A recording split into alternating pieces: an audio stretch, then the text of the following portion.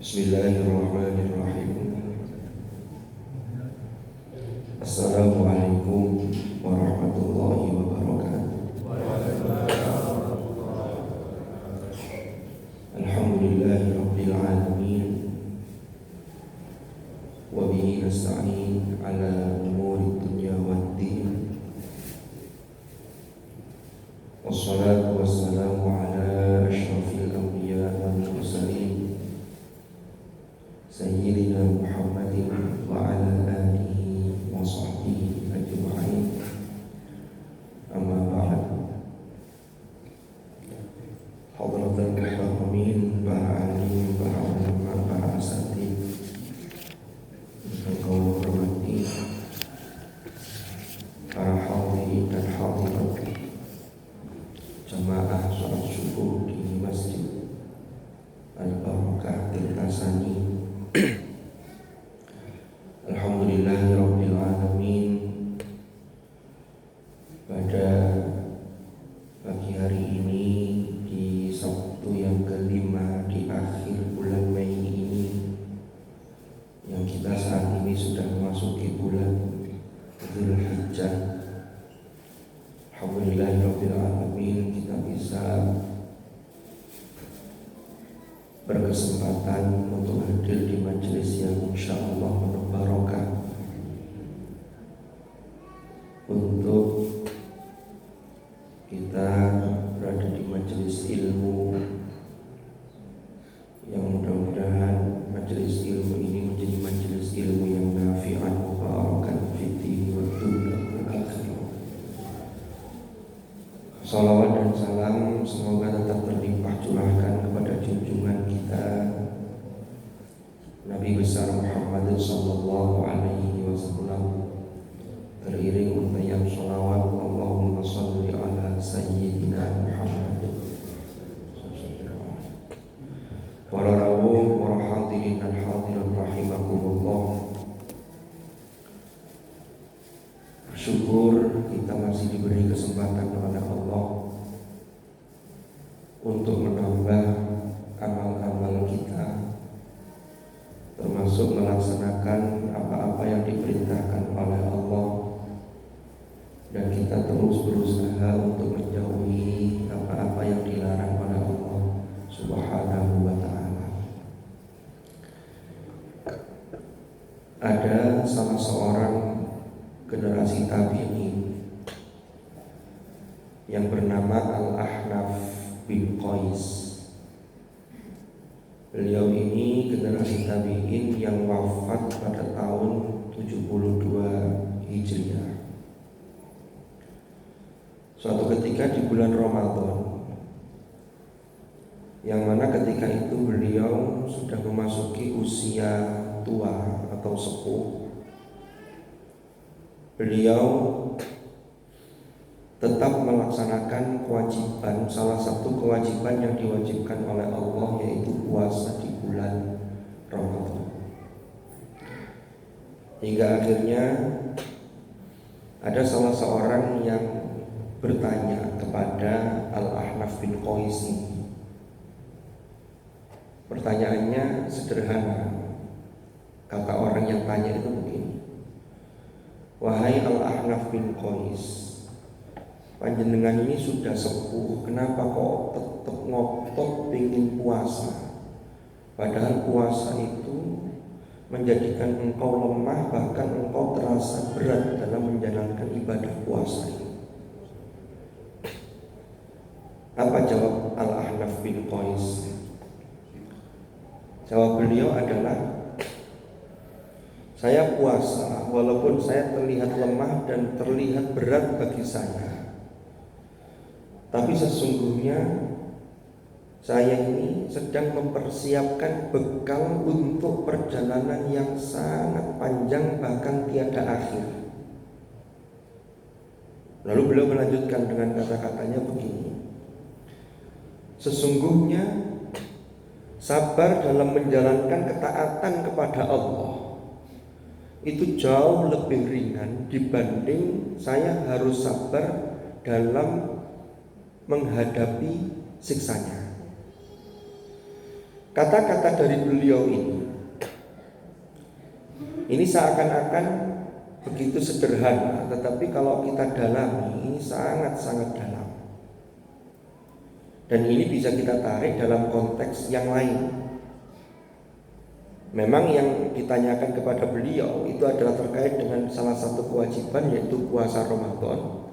Tapi ini bisa kita tarik ke hal-hal yang lain. Contoh, bangun qabla subuh atau qubailah subuh. Kalau qubailah subuh itu sudah mepet, ya sebelum subuh tapi harus mepet. Terus kemudian panjenengan punya kehendak bisa bergegas untuk berangkat ke masjid ini. Itu naik nuruti, apa istilahnya, males nuruti, ya masih enakan tidur. Makanya adzan subuh itu sampai ditambahi as-sholatu khairum minan naum. Tapi ya tetap masih banyak yang bukan tidak percaya ya mungkin tidak dengar pas azan kadang-kadang. Nah, jenengan mau datang rawuh ke masjid ini terus sholat jamaah, baca wirid bareng-bareng, apalagi disambung dengan majelis zikir. Termasuk dalam konteks majelis zikir itu mengingat Allah itu di dalamnya ada majelis ilmu, ya, yang membicarakan tentang mana yang halal, mana yang haram, mana yang diperintahkan, mana yang harus dijauhi. Ini semua adalah majelis-majelis ilmu, majelis-majelis zikir yang oleh Rasulullah itu disebut sebagai taman di antara taman-taman surga. Kan gitu. Jadi ini memang berat, tetapi ini kita sabar dalam menjalankan ini itu jauh lebih ringan dibanding ketika nanti naudzubillah itu menghadapi siksa Allah, kita tidak melakukan kewajibannya lalu menghadapi siksa Allah terus kita sabar. Karena sabar ini kalau sudah di akhirat itu ya tidak ada gunanya. Karena sabar itu ujiannya ketika di dunia, nanti di akhirat itu pahala kesabaran itulah yang akan diberikan. Innama yuwaffas sabiruna ajrahum bighairi hisab. Sesungguhnya hanyalah orang-orang yang sabar, mereka itulah yang disempurnakan, dipenuhi yuwaffas sabirun, pahala mereka ajrahum bighairi hisab, tanpa hisab, tanpa batas, tanpa perhitungan. Jadi Allah anugerahkan, Allah berikan pahala bagi orang-orang yang sabar. Lah kan sabar itu kan jenisnya bermacam-macam. Banyak yang memahami sabar itu dikira hanya ketika indal musibah. Padahal menjalankan ketaatan itu juga butuh kesabaran. Menjauhi larangan apalagi itu juga butuh kesabaran. Mengingatkan orang lain itu juga butuh kesabaran. Diingatkan sangat butuh kesabaran. Karena tidak semua orang tuh diingatkan tuh bisa terima. Sopo itu, yang ngerti-ngerti ya. Kadang-kadang begitu. Ini kalau kita tidak mau mengenali diri kita, tidak mau mengoreksi diri kita masing-masing. Kita ini sudah sampai di level mana? Jadi dikira kalau ada yang mengingatkan itu karena kebencian, karena mengungkap aib. Nanti dulu ini harus didudukkan dulu persoalannya. Makanya kemudian Al-Ahnaf bin Qais ini, ulama generasi tabi'in ini sangat masyhur sekali kisah beliau ketika beliau itu mendetoks dirinya. Dan sekarang itu usungnya detoks. Jadi mendeteksi apa-apa yang menjadi termasuk yang racun atau penyakit yang di dalamnya kemudian detoks. Iki apa caranya? Ya, kan ini nanti senada dengan apa yang diungkapkan oleh ulama. Jadi kata-kata ini dinisbatkan kepada ulama sufi yang bernama Yahya bin Mu'adz Ar-Razi. Cuman kata-kata ini banyak orang yang menganggap ini hadis. Padahal ada beberapa komentar para ulama. Ungkapan ini sangat-sangat terkenal sekali, yaitu yang menyatakan man arafa nafsahu faqad arafa rabbahu. Barang siapa yang mengenal dirinya, ya, maka ia mengenal Tuhannya. Maka orang ini untuk bagaimana dia menjadi betul-betul menjadi pribadi yang baik, yang kalau dalam trilogi di ajaran agama kita itu menjadi pribadi yang muhsin, dari 3 aspek. Ada iman, orangnya mukmin, ada Islam, orangnya muslim, ada ihsan, muhsin. Maka pribadi yang muhsin ini sudah pasti dia melewati, dia juga menjalani yang namanya iman dan Islam, kemudian muhsin. Nah, ini harus bisa mendeteksi dirinya. Nah, maka dia faqad arafa rabbahu. Jadi ungkapan ini itu ternyata kata Imam An-Nawawi radhiyallahu an, itu setelah diteliti itu dinyatakan validitasnya sebagai hadits ini tidak kuat. Maka ada ulama yang lain yang mengatakan ini memang bukan hadis, tapi ini ungkapan dari tokoh sufi yang namanya Yahya bin Mu'adz Ar-Razi yang hidup di abad ke-7, ya abad ke-7, yaitu abad ke-9 ya. Kalau lahir tahun 830 ini Masehi. Jadi lahir tahun itu, meninggalnya tahun 871. Nah, ini berarti abad kesekian. Nah, kembali lagi ke Al-Ahnaf bin Qais tadi, para rawuh, para hadirin dan hadirat rahimahullah. Al-Ahnaf ini pernah suatu ketika beliau itu membuka lembaran-lembaran mushaf yang kalau zaman itu kan mushaf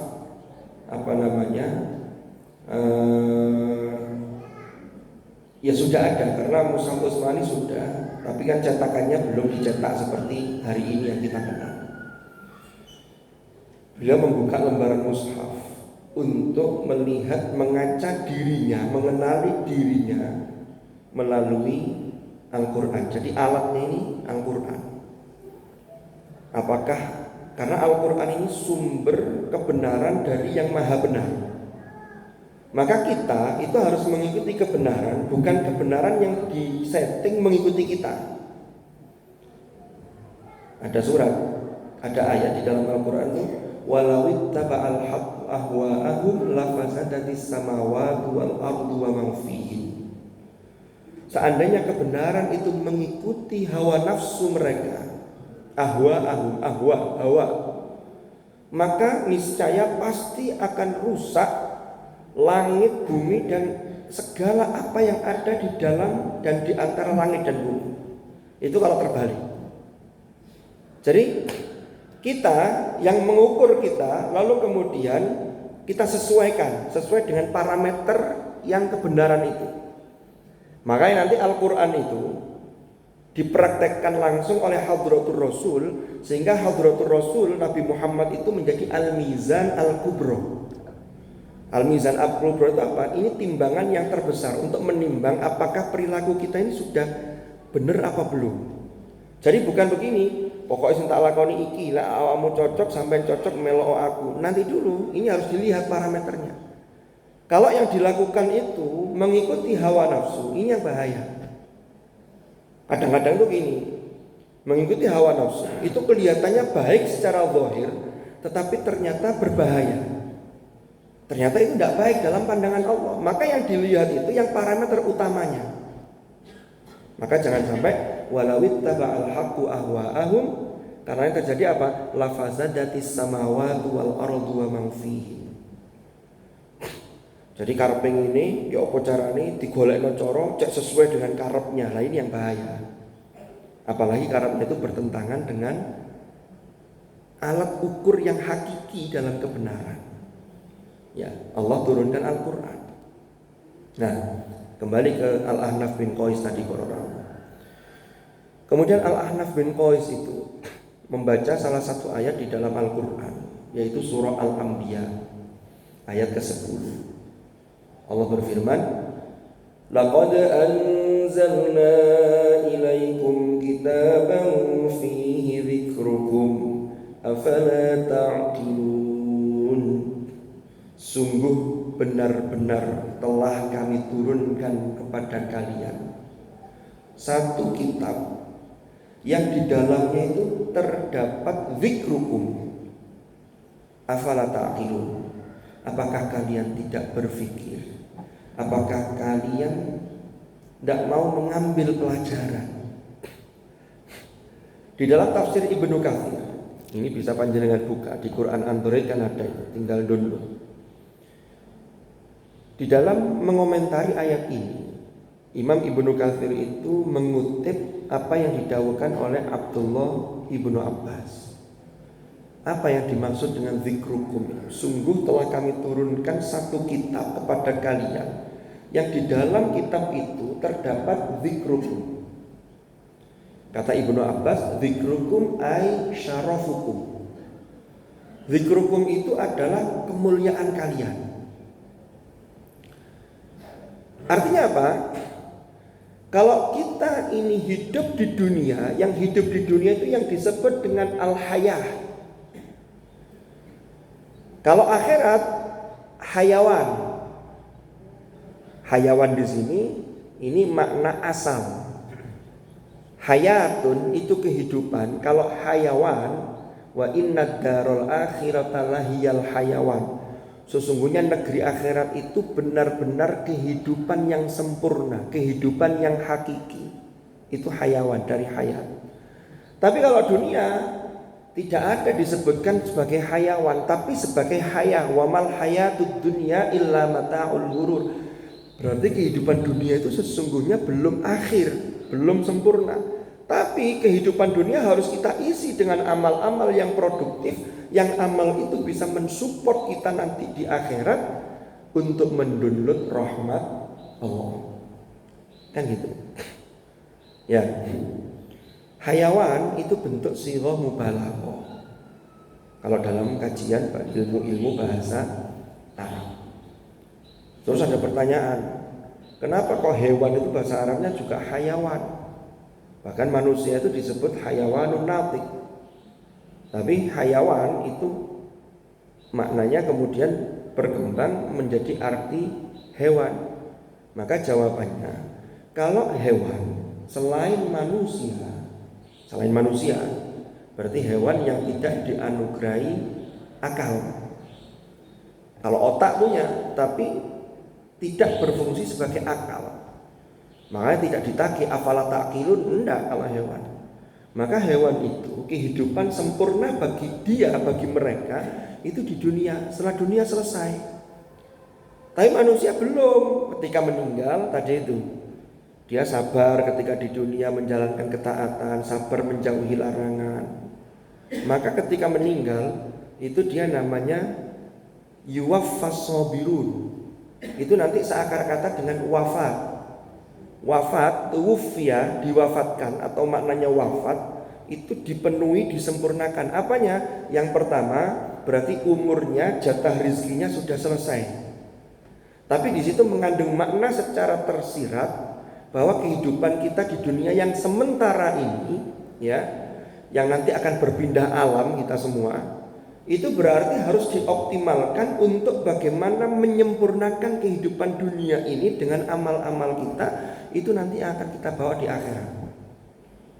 Karena kalau sudah masuk akhirat yang dimulai dengan alam barzakh, wa mi waraihim barzakhun ila yaumi yub'atsun.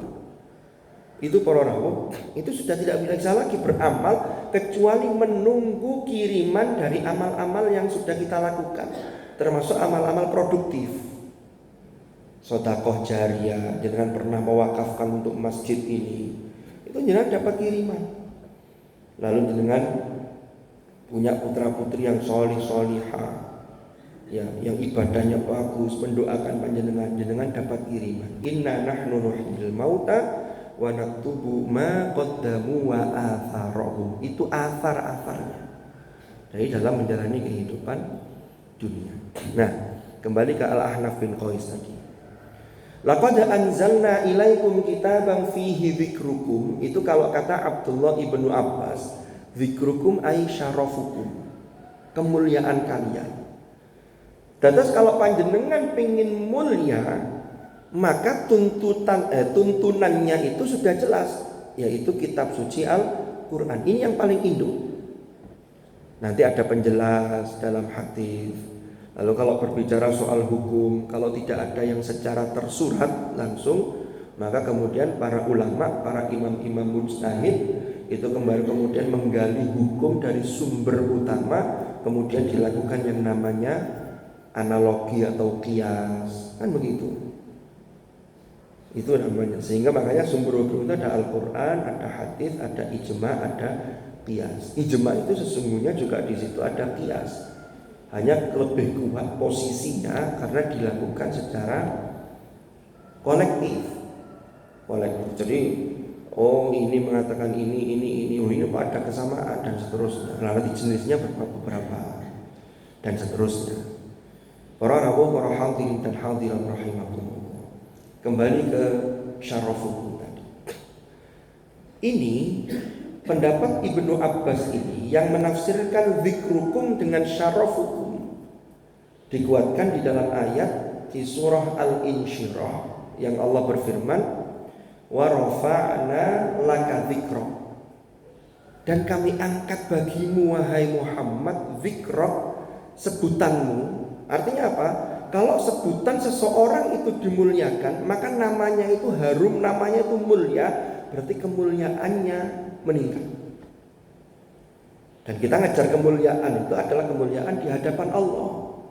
Karena kalau yang dikejar hanya kemuliaan di hadapan manusia, ya, tapi bukan kemuliaan di hadapan Allah, ini keliru. Ini nanti biasanya endingnya pasti penyesalan.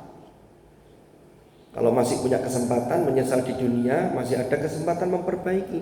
Tapi kalau menyesalnya di akhirat, ini sudah selesai. Gimana mau memperbaiki? Ini yang dikhawatirkan Al-Ahnaf bin Qais tadi itu, sehingga dia mengatakan ini jauh lebih ringan saya bersabar menjalani ibadah, bersabar menjauhi maksiat, itu jauh lebih ringan dibanding nanti ketika di akhirat dapat azab, kemudian saya harus bersabar di situ. Ini loro kabeh. Kan gitu. Ma'asyiral hadirin wal hadirat rahimakumullah. Lalu yang kedua, yang dikutip oleh Imam Ibnu Katsir, Imam Abul Fida Ibnu Katsir. Apa yang dimaksud dengan fihi dzikrukum? Ini mengutip dawuhnya Imam Mujahid. Kata Mujahid, dzikrukum ay hadithukum. Sungguh telah kami turunkan satu kitab kepada kalian yang di dalamnya terdapat dzikrukum. Kalau kata Mujahid, hadithukum. Hadithukum itu adalah berisi nasihat-nasihat bagi kalian. Karena di ayat yang lain, ya ayyuhan nas qad ja'akum mau'izatun mir rabbikum wa shifaa'un lima fis sudur wa hudaw wa rahmatul lil mu'minin. Atau hadithukum maknanya adalah ucapan kalian. Berarti apa? Ucapan kita itu harus sesuai dengan panduan dan tuntunan Al-Quran. Karena orang itu biasanya mulai dari apa? Dugaan dalam hati, atau ada sesuatu hati itu diisi dengan apa, itu nanti yang akan muncul di ucapan. Ucapan nanti berimbas pada perbuatan. Padahal yang diajarkan di dalam agama kita itu, kita itu belajar ilmu, nanti dampaknya itu ada perubahan positif dari sisi termasuk sisi afektif dan psikomotorik. Tidak hanya kognitifnya. Jadi pertama kognitif dulu.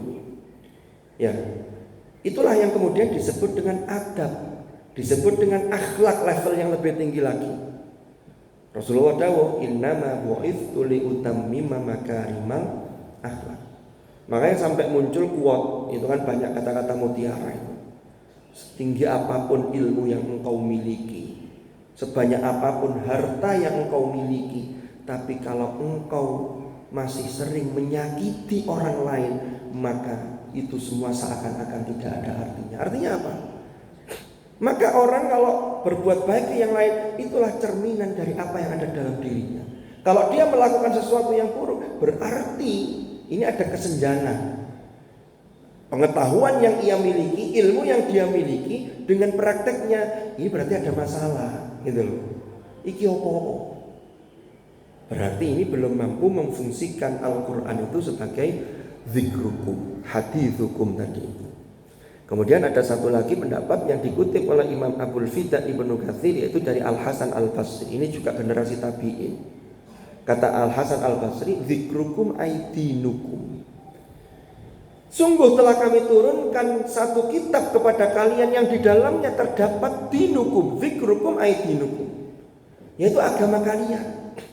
Karena sumber kita beragama, ya kalau tadi dengan bahasa saya yang saya sampaikan, ini adalah parameter sesuatu itu benar atau tidak, itu yang paling utama itu adalah parameternya adalah Al-Quran. Kita beragama, itu sumber utamanya Al-Quran. Sehingga apapun produk hukum yang di bawah itu, ini tidak boleh bertentangan secara hierarki, ya kan secara hierarki Quran paling tinggi. Maka tidak boleh bertentangan dengan yang atas. Sama kayak perundang-undangan, undang-undang positif di Indonesia, kan begitu. Jadi ada yang tertinggi, Pancasila, UUD, terus sampai ke bawah ada, saya lupa urutannya, tapi sampai ada undang-undang yang dibuat oleh legislatif, diusulkan oleh eksekutif, kemudian masuk ke badan legislator, kemudian ditetapkan dari RUU menjadi undang-undang.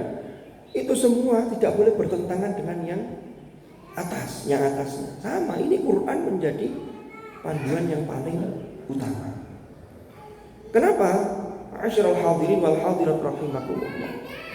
Karena kehidupan kita ini, kalau kita mampu memfungsikan Al-Quran sebagai fihi dzikrukum, pakai dzikrukum yang tadi maknanya apa tadi? Abdullah ibnu Abbas mengatakan syarafukum, lalu Mujahid mengatakan hadithukum, lalu Al-Hasan Al-Basri mengatakan dinukum. Inilah yang akan menolong kita kelak-kelak ketika kita nanti berada di hadapan mahkamah Allah Subhanahu wa ta'ala. Kan gitu. Nah, kemudian Al-Ahnaf bin Qais ini, kembali ke Al-Ahnaf bin Qais tadi, itu membuka mushaf, lalu ketemulah beberapa ayat-ayat Al-Quran. Ya. Lalu beliau menemukan diantaranya adalah ayat yang ada dalam surah Adz-Dzariyat di akhir juz 27 itu, yang di sana dinyatakan disebutkan nah ini kanu qalilan minal laili ma yahja'un wa bil ashari hum yastaghfirun. Jadi ini menceritakan innal muttaqina fi jannatin wa uyun. Sesungguhnya orang-orang bertakwa yang ketakwaannya prestasi-prestasi ruhaninya itu baik, itu nanti balasan di akhirat itu fi jannati wa uyun. Mereka berada di surga-surga, dan juga di surga-surga itu terdapat sumber-sumber mata air yang luar biasa, dan di sana juga ada bidadari-bidadari. Lalu mereka disebutkan ada flashback. Iki lek wong di akhirat iki oleh penghargaan yang luar biasa. Ya. Apa ketika di dunia yang dilakukan? Dijelaskan di ayat berikutnya, akhidina ma atahum rabbuhum innahum kanu qabla dzalika muhsinin.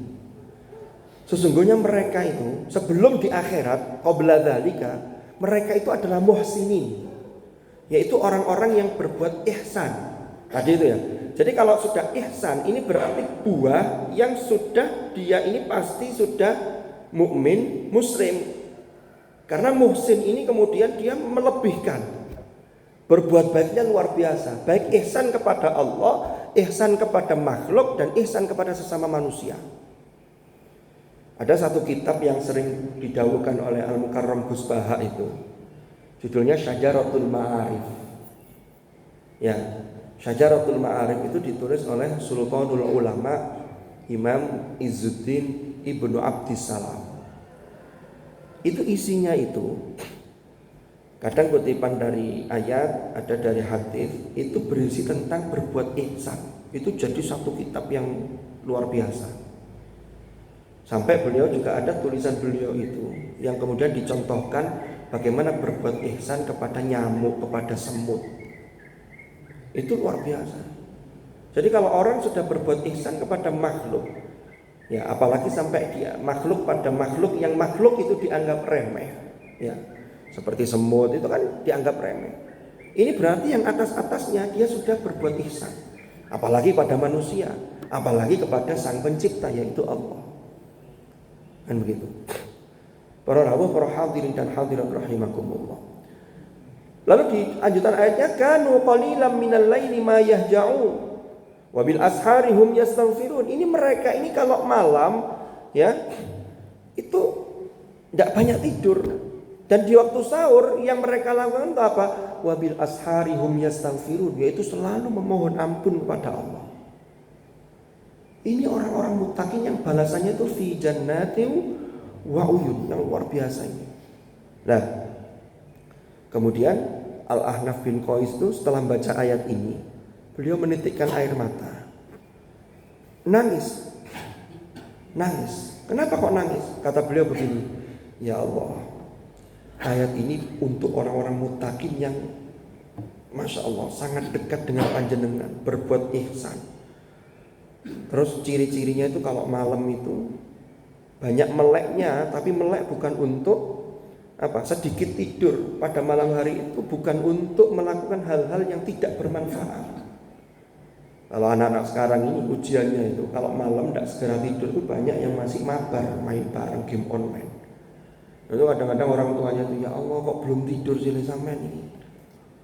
Terus begitu. Itu ujian-ujian bagi anak sekaligus bagi orang tua. Itu tantangan sekaligus ujian bagi kita. Tapi kita tidak boleh menyerah. Tetap kita ingatkan, kita beri contoh yang baik, kita doakan dan seterusnya.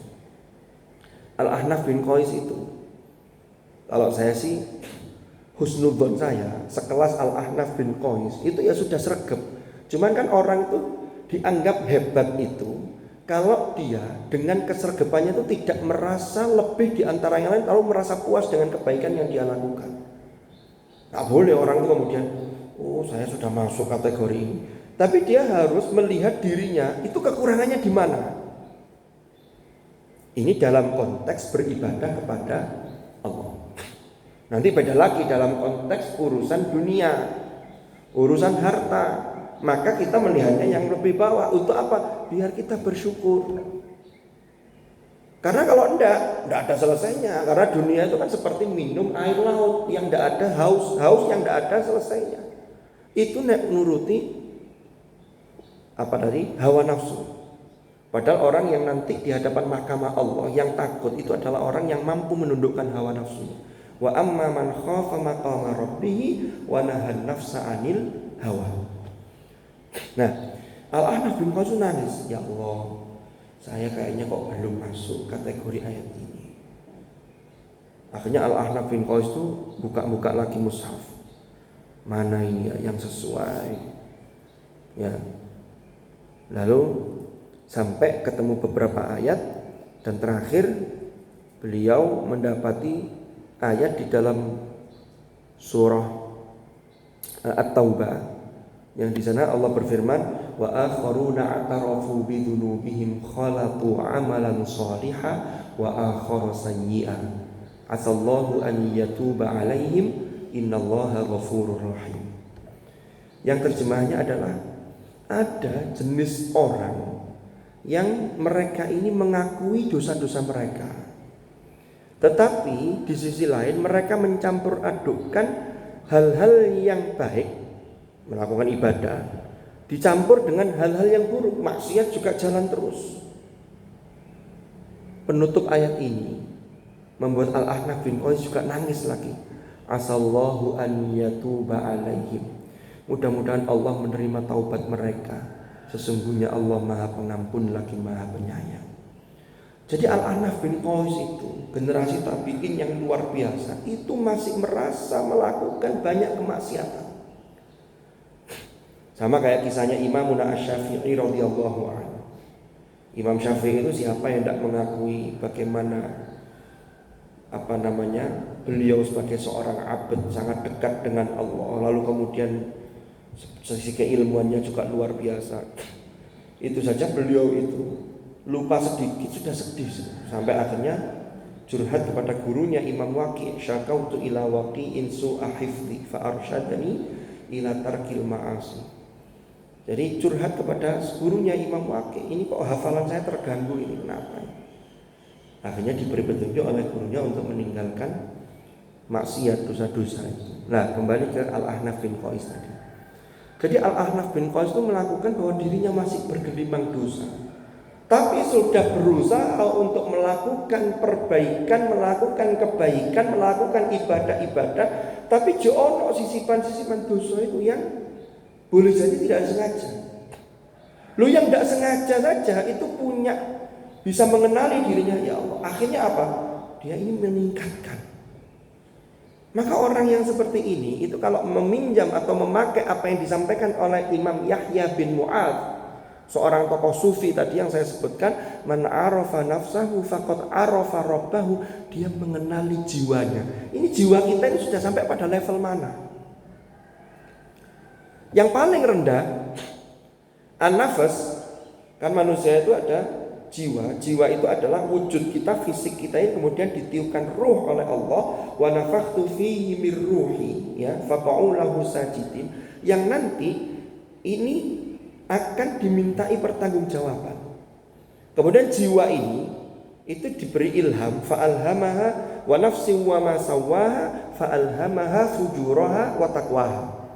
Ada tarik menarik antara kepentingan fujur yang tidak baik, watakwaha, dan yang baik. Kalau ruh yang ditiupkan oleh Allah dalam jasad kita ini, itu pasti mengarah pada hal yang baik. Makanya di dalam diri kita itu ada bisikan hati nurani yang itu membisikkan kebenaran. Kecuali kalau bisikan itu sering ditutup, sering diabaikan, maka dia suaranya menjadi sangat pelan, bahkan mungkin tidak terdengar. Makanya ada orang itu yang melakukan maksiat itu bangga dengan maksiatnya, naudzubillah. Maka an-nafas yang pertama, wa ma ubarri'u nafsi innan nafsa la ammaratum bisu illa ma rahima rabbi. Nafsu yang ammarah bisu. Lah nafsu yang ammarah bisu itulah orang yang fisiknya, jasadnya itu dikendalikan oleh hawa nafsunya, yang hawa nafsu itu tidak bisa disetir, tidak mau dibimbing oleh wahyu, tidak mau dibimbing oleh Al-Quran, tidak mau dibimbing oleh agama. Ya gampangannya, dosanya, kemaksiatan yang dia lakukan, bahkan dia bangga dengan kemaksiatan, itu jauh dari kebaikan, daripada kebaikan yang dia lakukan. Maka ini harus ada usaha untuk meningkatkan, harus ada usaha untuk mendetoks dirinya tadi. Orang kalau sudah parah, terjerumus dalam konteks ini, maka dia butuh orang yang membimbing, butuh orang yang mengajarkan. Makanya dalam agama kita itu ada konsep watawasau bil haq watawasau bis sabr. Dan itu bisikan terus. Ya. Kemudian ada an-nafsul lawwamah, itu nafsu jiwa yang mencela dirinya. La uqsimu biyaumil qiyamah wa la uqsimu bin nafsil lawwamah. Aku bersumpah dengan an-nafsul lawwamah.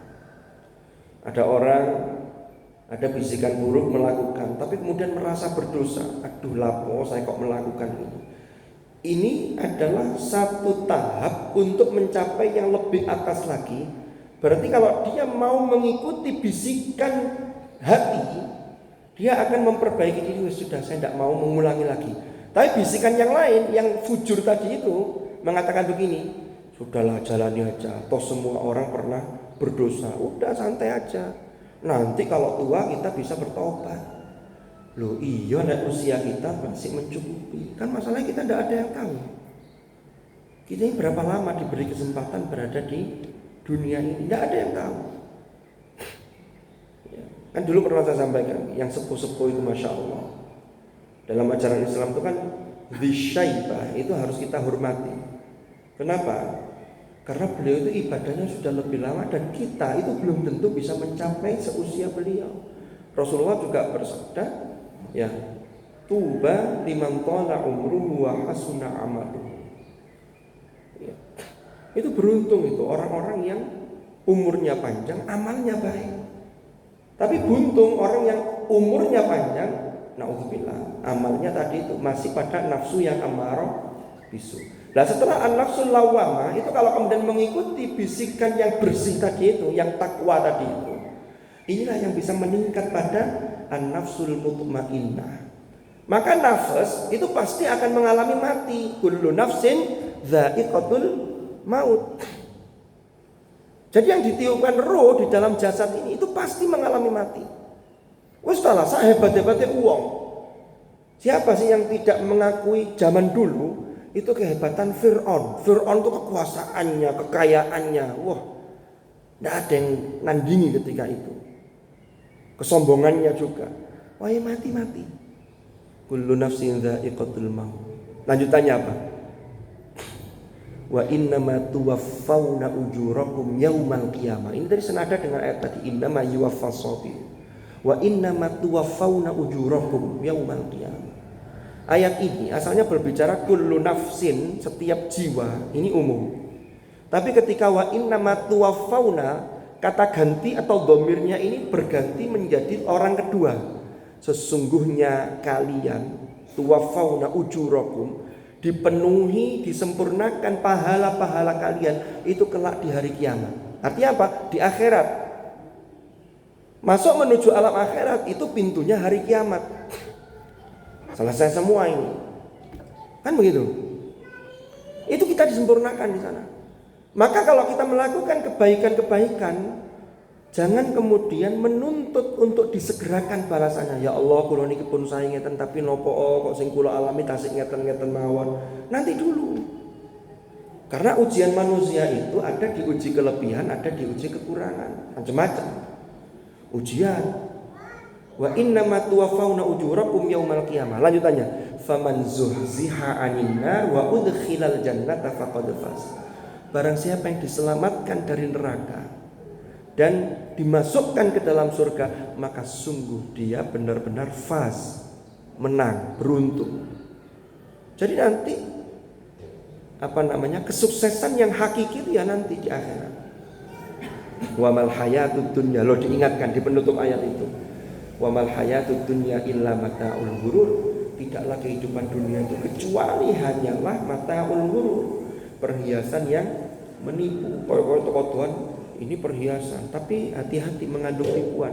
Makanya kehidupan dunia kita itu harus punya makna untuk akhirat kita.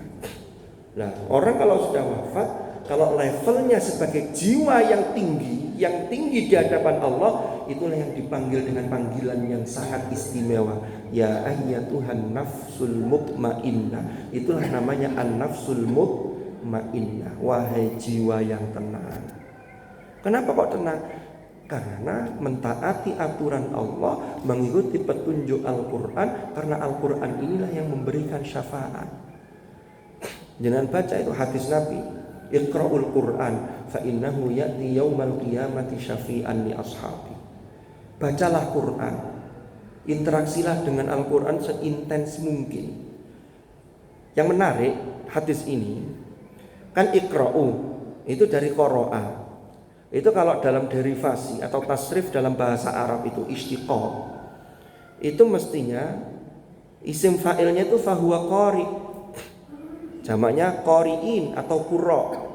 Tapi yang menarik di hadis ini, fa innahu ya'ti yaumal qiyamah, sesungguhnya Al-Quran itu akan datang kelak di hari akhir, di hari kiamat, di akhirat nanti, memberikan syafaat bukan li qurra'ihi, bukan li qari'ihi, tapi li ashabi. Quran memberikan syafaat bagi sahabatnya. Maka orang yang baca Quran sekali, ya, tapi perilakunya tidak menjalankan isi kandungan Al-Quran, jangan-jangan belum dianggap sebagai sahabatnya. Karena sahabat berarti kan punya totalitas. Kita diakui Al-Quran sebagai sahabat. Bagaimana kita berusaha menjadikan Al-Quran itu sebagai sahabat kita ketika kita hidup di dunia ini. Menjalankan perintah Allah, menjauhi larangan Allah, itu termasuk dalam rangka menjadikan Al-Quran sebagai sahabat kita di dunia ini. Setiap hari kita membaca Al-Quran di luar bulan Ramadan, tidak hanya bulan Ramadan, itu juga bagian dari ikhtiar menjadikan Al-Quran sebagai sahabat kita. Maka nanti di akhirat Al-Quran akan menjadikan kita sahabat. Mudah-mudahan Allah Subhanahu wa ta'ala betul-betul membimbing langkah kita, sehingga kita ini termasuk sahabat-sahabatnya Al-Quran yang kelak mendapat syafaat, dan amal-amal kita diterima oleh Allah. Dan ini menjadi hal-hal wasilah yang bisa mendownload dan mengunduh rahmat Allah Subhanahu wa taala. Mudah-mudahan manfaat, mudah-mudahan barokah. Al-Fatihah. Alhamdulillahirabbil alamin. Bismillahirrahmanirrahim. Alhamdulillahirabbil alamin. Allahumma shalli wa sallim ala sayyidina Muhammadin karimil abai wal ummahat. اللهم انفعنا ما علمتنا وانفعنا بما علمتنا وعلمنا ما ينفعنا وارزقنا علما نافعا اللهم اجعل اجتماعنا هذا اجتماعا مرحوما وتفرقنا من بعده تفرقا معصوما ولا تجعل معنا وفينا شقيا ولا محروما برحمتك يا ارحم الراحمين وصلى الله على سيدنا محمد والحمد لله رب العالمين. الفاتحة. Subhanakallahumma wa bihamdika asyhadu an la ilaha illa anta astaghfiruka wa atubu ilaik. Wa sallallahu ala sayyidina Muhammad walhamdulillahi rabbil alamin. Hadanallahu wa iyyakum ajma'in. Al-afwa minkum. Assalamualaikum warahmatullahi wabarakatuh.